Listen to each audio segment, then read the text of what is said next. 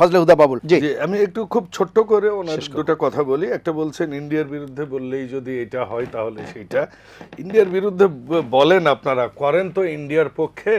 তার প্রমাণ সৌরভ ভাই একটু বলেছেন, আমি সাথে অ্যাড করে দেই, আমেরিকার সাথেও কিন্তু তারা বৈঠক করেছেন এবং সেটা 1 বছর পর বের হয়েছে। এটা দেশ বিরোধী শুরু থেকেই। দ্বিতীয় কথা হচ্ছে যে ওনাকে ক্লিয়ারেন্স দেননি এই জন্য এসেছেন। ঘটনা উনি হয়তো হাফ জানেন। হ্যাঁ, ওনাকে অনেক প্রশ্ন করেছে।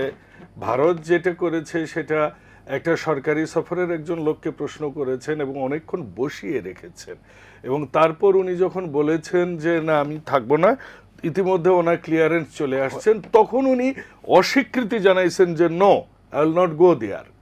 এখন এইটাও ঠিক যে বিএনপি পলিটিক্যাল গভর্নমেন্ট, এই তথ্য উপদেষ্টার যদি আবার ভারতে যেতে হয় দুই কান্ট্রির সাথে নেগোসিয়েশনের জন্য, হয়তো যাবে, কোনো প্রোগ্রামে হয়তো যাবে, কিন্তু ওই সময় উনি না যেয়ে ওইটি উনি ভারতকে দেখিয়ে দিয়েছেন যে আমি তোমার দয়ায় বসে নেই।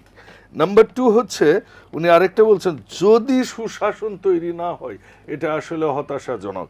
আমি মনে করি এত ভালো বিরোধী দলের প্রশ্ন এটা জনগণ ঠিক করবে, তবে আমিও মনে করি যে এত রক্ত, এত আন্দোলন, 17 বছরের দীর্ঘদিনের সংগ্রাম, স্বাধীনতা যুদ্ধ 69 থেকে শুরু করে আপনি যদি 90 কথাটা খুব কম আলোচনা হয়, 90 আমরা যে সাফার করেছি, আমি সেগুলার আসলেও সম্মান জানানো হবে না। সুশাসন হোক, এটা আমরাও চাই এবং মাননীয় প্রধানমন্ত্রী সেটার জন্য কাজ করছেন।